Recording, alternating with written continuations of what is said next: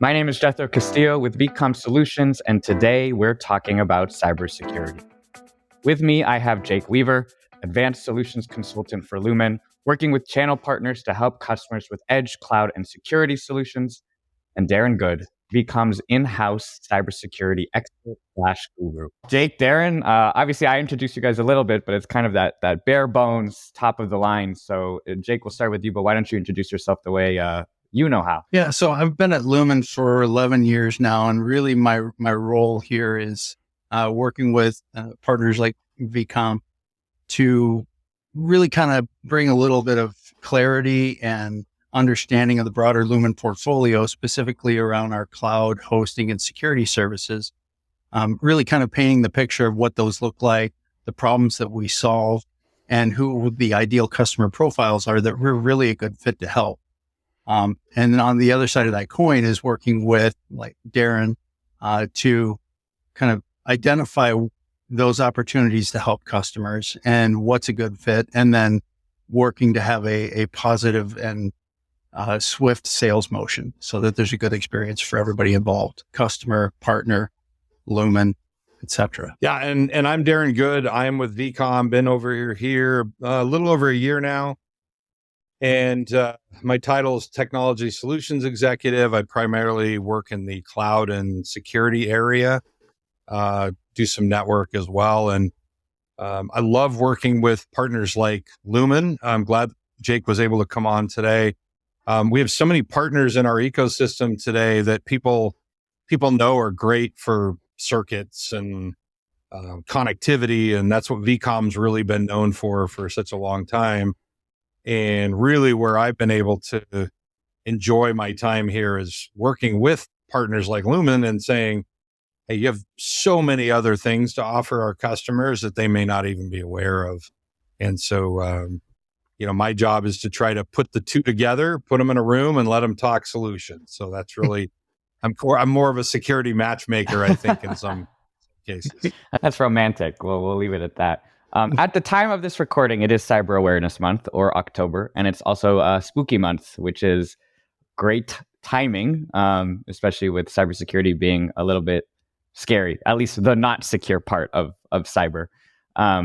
Lumen typically is known as a communications company, or at least that's my understanding. So it might just be my negligence of what Lumen is. Why then, Jake, is Lumen uniquely positioned to be a leading security provider? Why are we here talking today to you instead of somebody else right now? Well, really what it comes down to is over the last 10 years, having this massive network that everybody knows us for, this giant ISP, we've really turned it into a giant threat sensor. So for those that aren't familiar with our Black Lotus Labs team, they're the threat research arm of Lumen.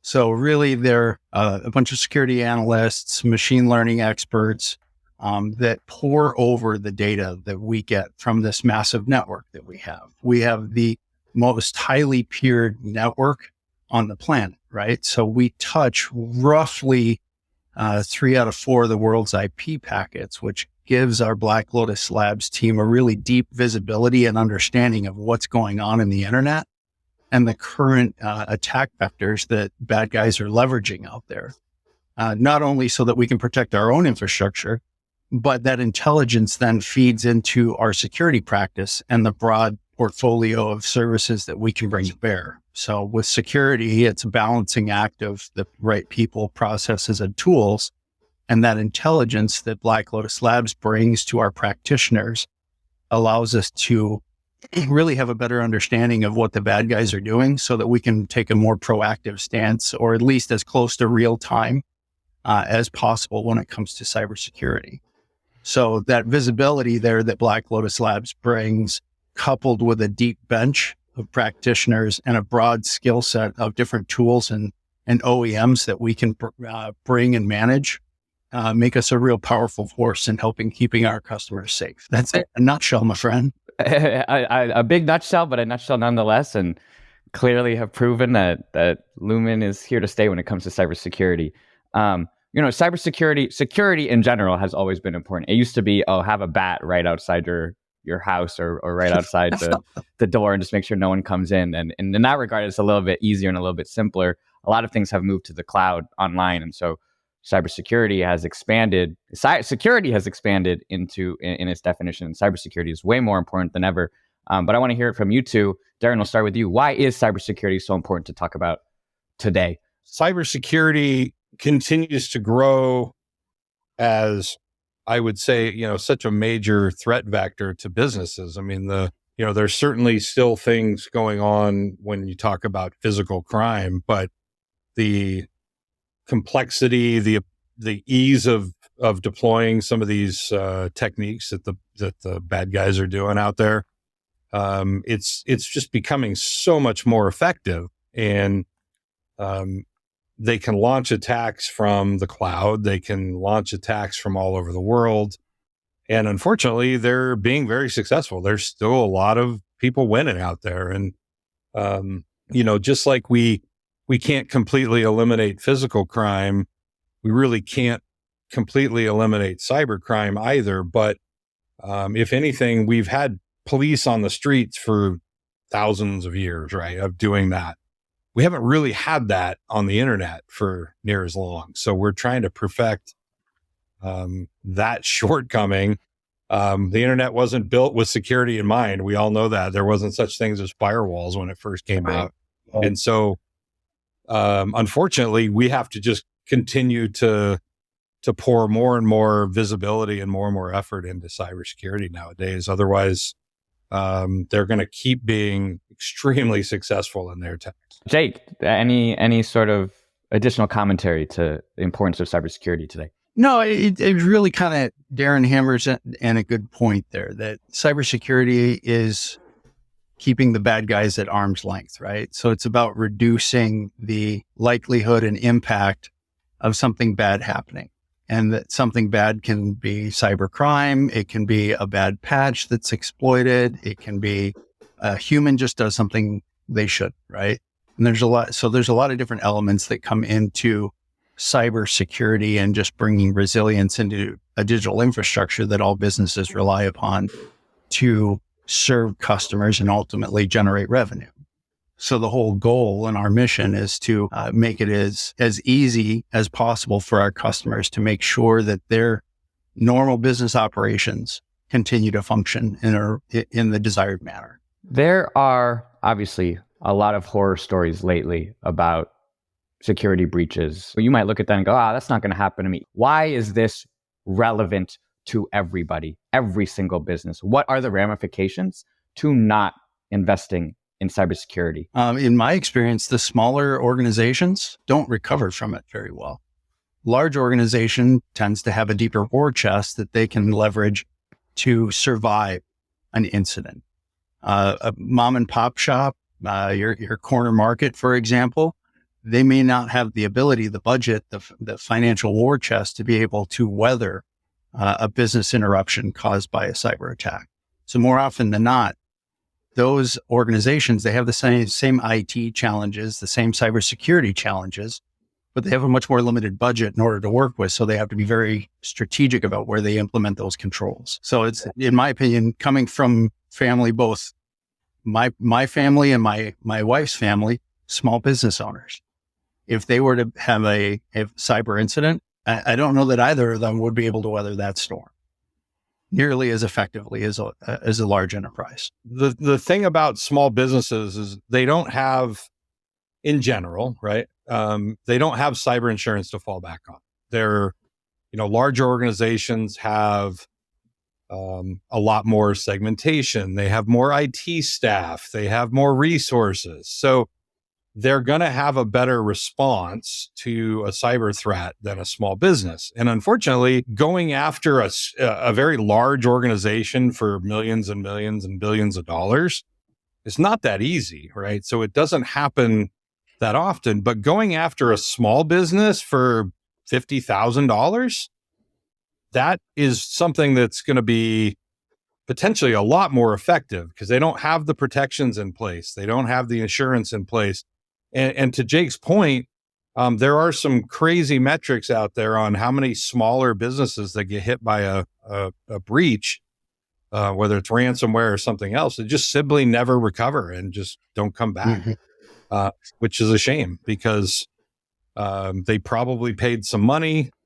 trying to stay out of the problem, but they're kind of easier targets at that point. So it's one of the things that I like about the Lumen piece is that even a small business is paying for some sort of connectivity, internet-based things like that. And so you've just added a bit of layer of security, whether you know about it or not, by adding a Lumen circuit in, because they are keeping an eye on that traffic behind the scenes, and at least obvious threats that might traverse are going to get knocked down before they are able to get to that customer network. So that's where it really kind of fits in the equation. We, good guys, have the same technology that bad guys have.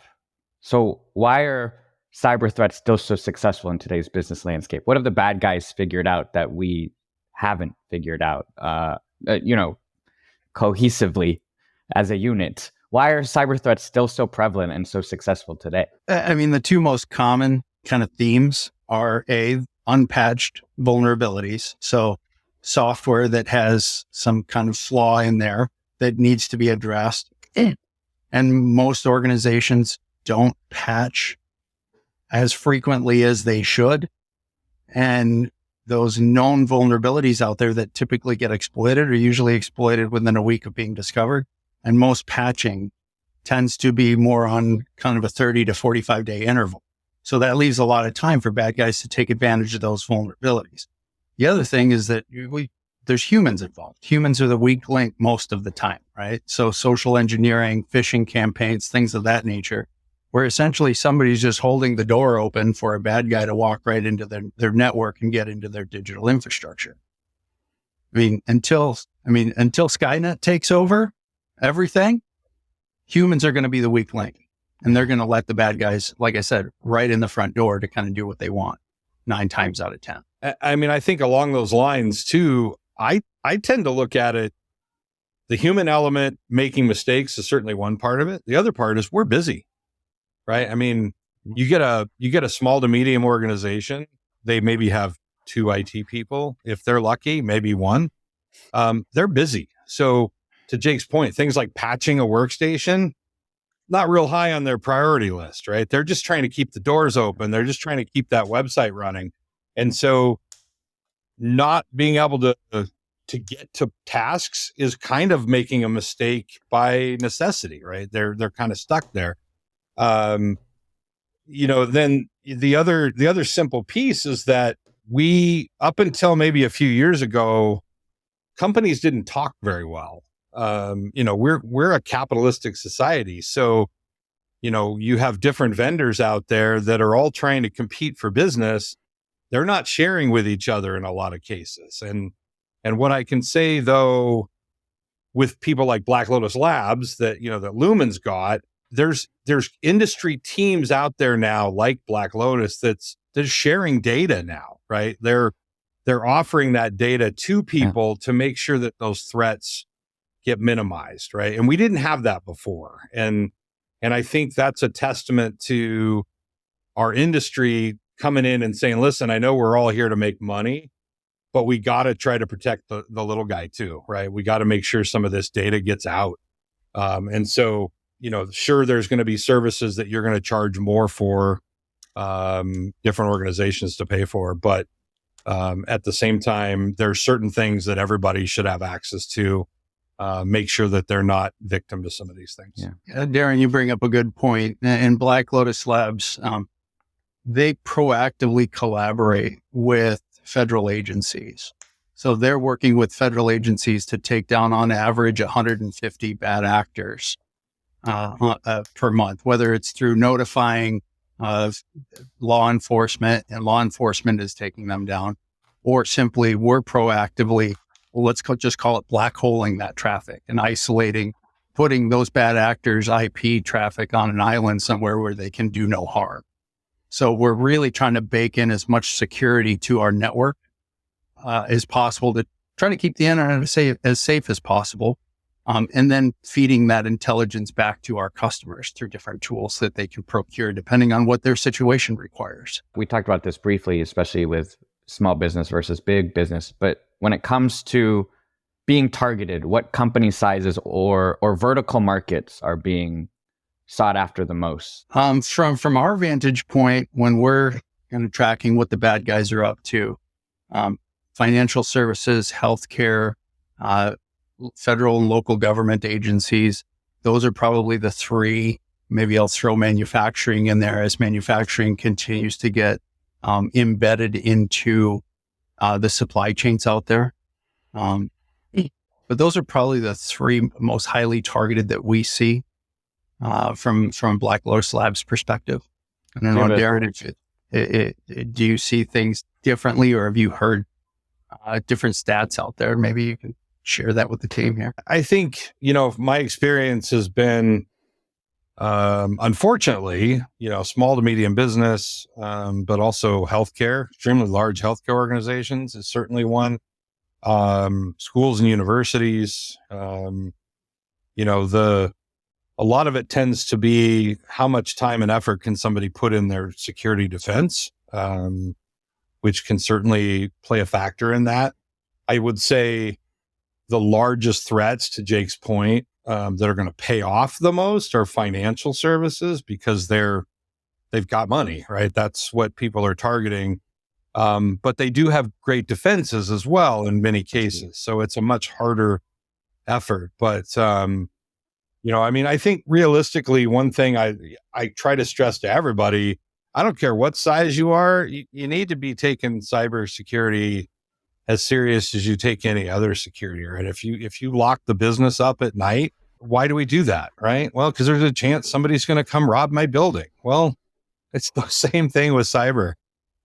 You may not physically be there, but we have to take it serious, and we have to continue to be vigilant, whether you're required to do something or not, is kind of one of the things we see a lot. You brought up with financial services, it makes sense that they would be targeted, right? Because it's a high reward. However, it is also harder because they know that it's a high reward, so they need to be more secure. Why do you guys think industries like healthcare, schools and universities, and manufacturing are being targeted as well then? Intellectual property, and frankly, the reliance on digital infrastructure in order to serve their end customer in whatever vertical. Most of those verticals tend to be, we'll call them highly digital. So any disruption is critical. And so it's pain tolerance, right? So if you cause some kind of disruption to those heavily digitized verticals, it hurts more. They're willing to pay more to, if it's a ransomware attack or a DDoS ransom threat, they have a very low pain tolerance, and so they're willing to pay those ransoms so that it's effective. Bad guys are in it to make money, right? Most of them don't do it for fun. They do it because it's profitable for them. And so with cybersecurity, the analogy that I tend to use is, there's no silver bullet, so it's kind of like outrunning a bear. You're not going to outrun the bear. You just have to be faster than the next person. So same thing with cybersecurity. You're not going to have all your vulnerabilities covered 100% of the time. You just have to make it more difficult to penetrate and disrupt your business operations. Ideally, the bad guy moves on. It's a really good perspective shift to be like, just run faster than the next slowest person. But only because I think it could be overwhelming, being like, how do I secure everything? I don't know what to do. I don't know where to start. I don't have the money. I can't compete with the big name people. I can't afford that. And to hear, well, no, you don't have to be up there. You just have to make sure you're not at the bottom, and be the first one caught. Imagine I'm that person who's on the fence. Try to convince me, no, the risk is worth it. You kind of have to, in my experience, walk folks through kind of a little self-reflection a little bit. And hey, if your business generates revenue, what does your business roughly generate on an hourly basis? And so you're kind of walking through a high level business impact analysis. Yeah. And we can go very in depth through consulting engagements. But if we're just having a conversation, what's the impact to the organization if you're down for an hour, 2 hours, a full day? How bad is that? Can you afford that? And we always kind of come back to pain tolerance. Some organizations, if we're down for 2 hours, okay. If we're down for a day, yes, that hurts a lot. If we're down for a week, point of no return, they're not recovering. So we really have to kind of walk customers through that thought process so that they go through a little self-discovery and actually kind of realize it on their own. Like, oh yeah, you know what? I do need to take some proactive steps to ensure that, you know what, if something bad happens, I might not be able to recover super quickly, but it's kind of a hurt but not dead scenario. I can still function. I can still serve customers, maybe not ideally at 100%, but at least I can kind of limp along because I've taken those appropriate steps to reduce reduce the blast radius of bad things happening. I agree with Jake. The struggle is, I think a lot of people have this vision of somebody hacking them and then they go in and they grab something and they leave with it, right? And much like somebody robbing a bank, right? They go in, they get some money and they leave. Well, that's not cyber, right? So the problem with cyber is that nowadays, like with ransomware and some of these other threats, they're going to come in and they're going to cripple you, right? And they're not going to let you do any business on anything computerized for, could be weeks, could be months, right? And if a customer understands that and say, you're not going to have access to your registers, you're not going to have access to your personnel files, all of that goes away, not for a day, but for months. That's when they have to kind of realize what's there. The other side I try to educate people on is try to relate it to a normal activity. So we have fire departments. We have fire departments all over the place. Now, but does that mean that I never want to put fire extinguishers or sprinklers in my buildings ever again because I can wait for them to show up and put the fire out? If that's what you want to do, people would think that's crazy, right? Oh. No, of course I'm going to have a couple fire extinguishers just in case, right? Cyber's no different, right? The people are out there, the threats are real. And if something major happens, you're going to get crippled by it potentially, right? And so that's where I really like Jake's opinion. You have to have a serious conversation with yourself, which is what makes healthcare very hard, because to get a doctor to understand that, okay, we know you could still see patients if you didn't have access to your computer, but could you really, right? Do you have your electronic health record? Do you have the patient schedule? Can you bill them for your time, right? All these things are now computerized and they go away in a ransomware attack. Doctors and clinicians don't understand that kind of thing.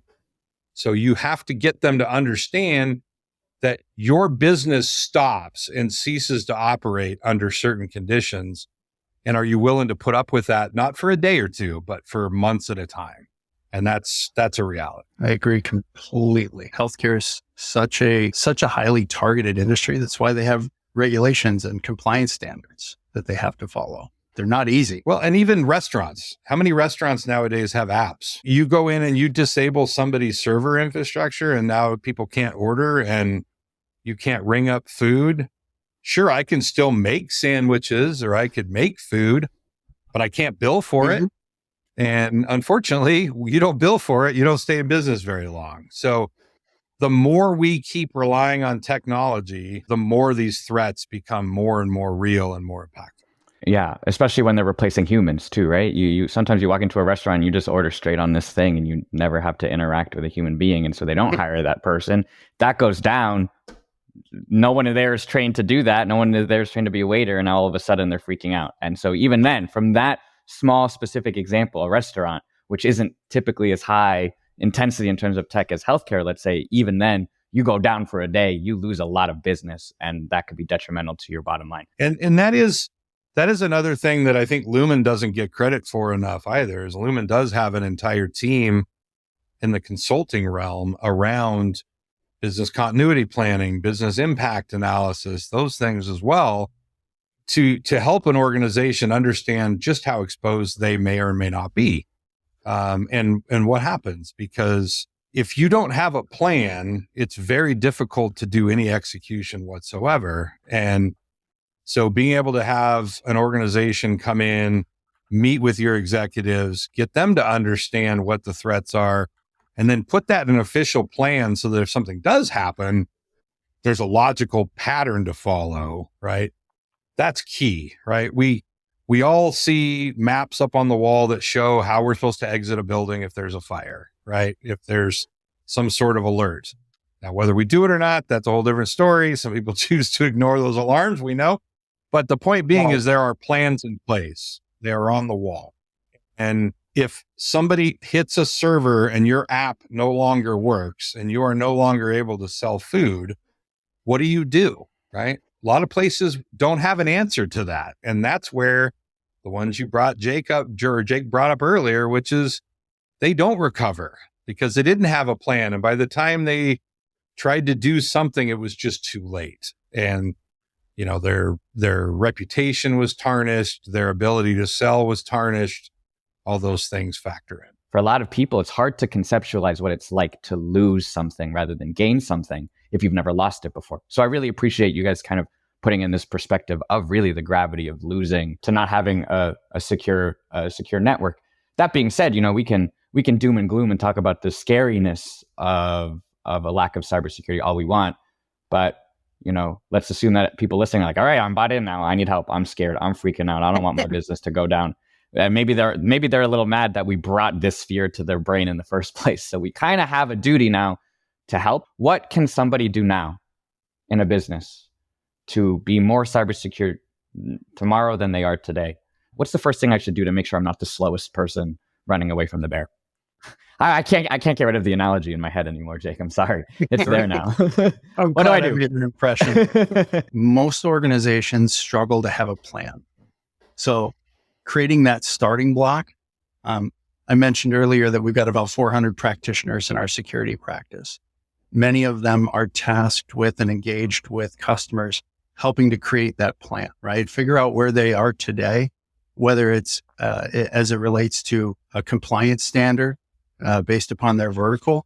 If there isn't a regulatory or compliance standard for their particular industry or vertical, there are several different security frameworks out there. I'm a big fan of NIST, where we can come in and say, hey, you know what?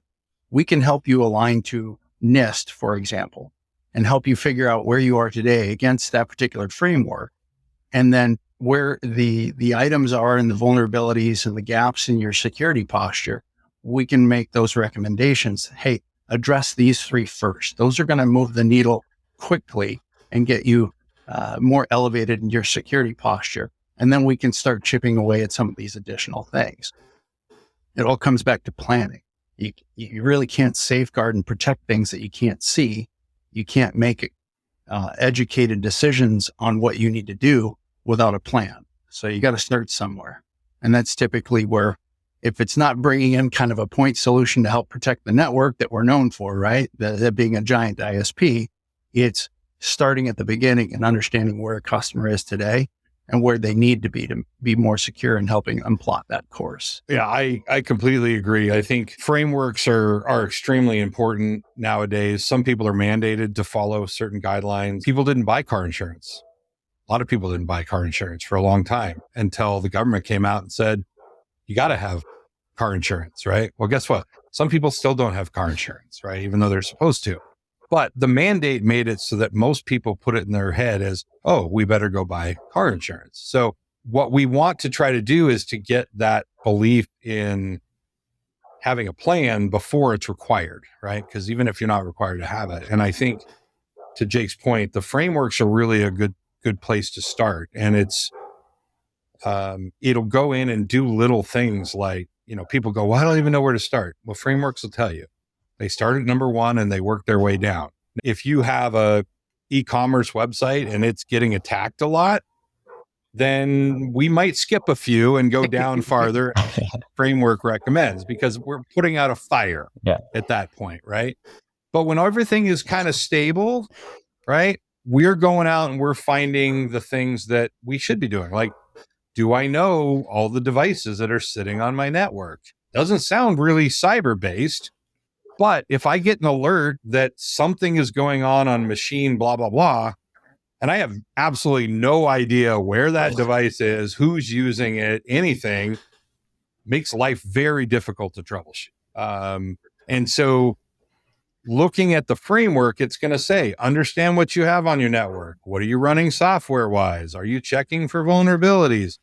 It walks you through step by step. And where Lumen's really powerful is if you say, I don't understand a framework to follow, or we want to help you get there, right? They're there to help you get a plan, to Jake's point. And one thing that I think we all have to do a better job of is getting our leadership to buy into that too, right? That like, it's not a bottom dollar item, to your point, Jethro, right? You can't say spending X on cybersecurity is going to make us all this extra money, but it sure as heck may save our hide down the road, right? If we do put these things into place. And if we can get leadership on board, that makes things, quite a bit easier. And there are plenty of things in the frameworks to help work around problems. It's not all about spending money all the time. But following something like an HR manual, everybody's got HR manuals, right? So let's build something like that for cyber. You guys bring up frameworks all the time, and you brought up NIST. Obviously, this is a very verbal sort of conversation. So some people might hear NIST, NISS, and not realize that this is an acronym, right? That actually is NIST, I believe. So that's one framework. Can you name a few more or things that people can start to research if they haven't already, to start figuring out what the best sort of framework for them to follow is, other than NIST, NIST? Sure. So, I think when we look at our industry, NIST, the National Institute for Standard and Technologies, right? They publish quite a few frameworks out there. And you'll see quite a few of them.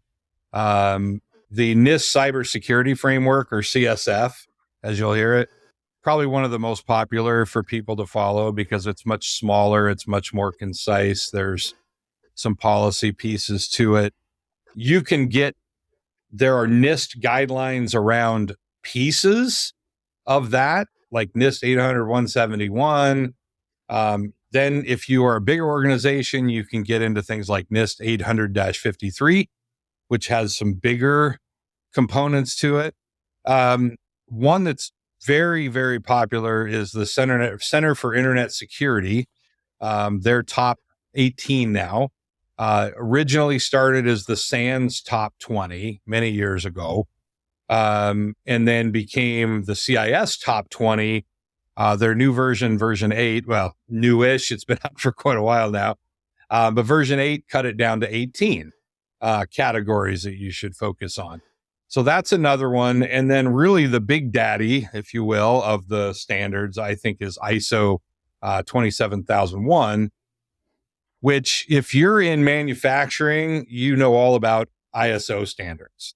They're big. Everybody's got them. They tout them from the rooftops. If you're an organization that interfaces with a lot of other third-party companies, you're very visible business, ISO 27001 is probably one you want to go down, because there's auditing involved, there's certificates involved. You prove what you have accomplished, and it makes it very easy to do business with other companies as well. And so, but the good thing is they all kind of interweave. In fact, the latest version of CIS actually has the NIST markings in it, how they map to it. So just like what we talked about with Black Lotus Labs, sharing data with government and trying to do that, a lot of the frameworks understand we got to work together too, or the problem's just not going to go away, right? If we stay in these silos, we're never going to survive on that, unfortunately. So we want to blend those together. But I always tell people, if you're a small to medium organization, CIS controls or NIST CSF, cybersecurity framework, great two places to start. If you're a larger organization, we can talk NIST 800-53 or ISO at that point. So, man, leave it up to IT to have the greatest naming conventions, the sexiest naming conventions for their things ever. You're like, if you're this, do NIS 27-B.4. It's like, oh my, how is anyone going to read that? But I guess that's an IT observation. But I appreciate you kind of bringing that up. You hit on the head, right? Okay, I threw a lot of numbers, a lot of names, a lot of acronyms, right? And you want to know who's going to remember all that? Nerds like Jake and I, right? That's who remembers that stuff. I think one of the things we have to get over, especially small to medium businesses, we have to be willing to ask for help. I think this goes way back to Jake's original point of having a serious conversation with yourself, and don't look at it as, oh my goodness, I don't want to know how exposed I am. I want to know what kind of things I'm concerned about, right? And what should I be interested in? So if you take nothing at all away from this, you have companies like vCom, you have companies like Lumen who are here to help, right? So, if a customer comes to me and says, I know my security is not very good, where do I start? I'll help you with that, right? I don't expect you to come to me and say, I'm ready to be compliant to NIST, for example. If you don't even know what NIST is, that's fine, right? If you want to know, I'll educate you. But if you just want somebody to guide your journey, we're here to help with that stuff, right? But I think a lot of people are almost embarrassed to say they have a problem, or they feel like they don't have enough budget. There are free tools everywhere, right, to do all this cyber stuff. The problem is it takes time or money, right? And I'm stealing that from an old buddy of mine, but it's time or money. We hear that a lot. And it's because free tools take a lot of time to implement because there's not a lot of help. But not having a good cyber budget is not a good reason to be uncompliant or non-compliant, right? Because there are tools out there. So I think going to Jake, and I would say, like, Jake, you guys have tons of sellers, you have tons of engineers. How easy it is to engage your teams on cyber conversation. Yeah, well, I mean, it starts with you, Darrin, and in your clients, and you're that first line of defense, in my opinion, for customers out there. Customers can reach out to Lumen, but there's a lot of value that you bring to the table. You have a deep expertise. Your team has a deep expertise. And when we can put our heads together to help our customers, yes, they can get free tools. There's lots of different tools out there, but we can help them, our combined superpowers, right? Of being able to help customers figure out what the right tools are. Do they have the right run books and documentation in place so that if they have turnover, whomever they have sitting in that chair next knows what to do when things go bump in the night. I mentioned it earlier. Cybersecurity is about the balance of people, process, and tools, technology. So together, we can help customers kind of navigate that journey and really figure out what the right balance is of those three tenets there. Whether it's initial consulting engagements of figuring out, okay, your industry, you have to comply with HIPAA or PCI or CMMC.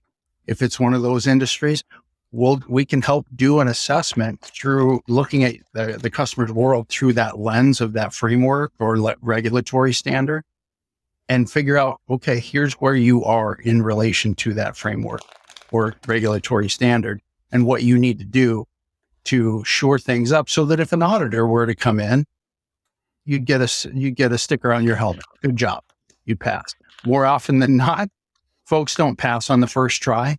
So being able to identify where those gaps are before an auditor comes in is very helpful. I think we tend to get caught up sometimes in that sales flash mentality. We're in the US, we've got marketing up every billboard out there. It's very popular. If you don't have a plan and you're not talking to somebody about what to do next, what are we going to do? We're going to go buy that thing on QVC that we see at 3 a.m. that nobody needs, but boy, does it look cool, right? Well, why are we buying this security tool when that's 1% of my traffic flows through the area that tool helps with, right?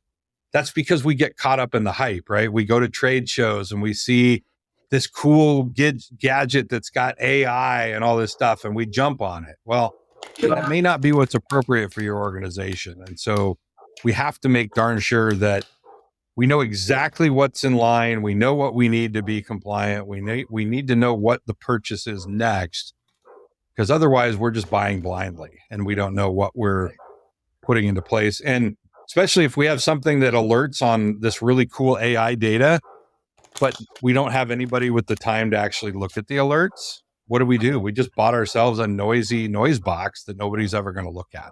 Having the plan is the number one key. We've talked about frameworks and folks needing to have a plan.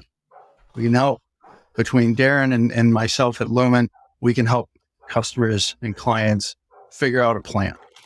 We can help them figure out what the right tools are that they need to implement. But one of the biggest struggles that we see out there, in addition to just not having a plan or not having the appropriate tools, is not having enough resources internally, human resources internally, to be able to manage all those tools, to be able to run through and test those methods and procedures and business continuity plans.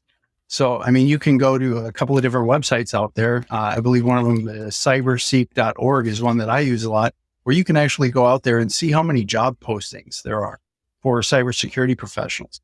Everybody is hungry for that talent and to staff that talent internally. But once you find that talent, it's really hard to keep them because they're in such a high demand for it.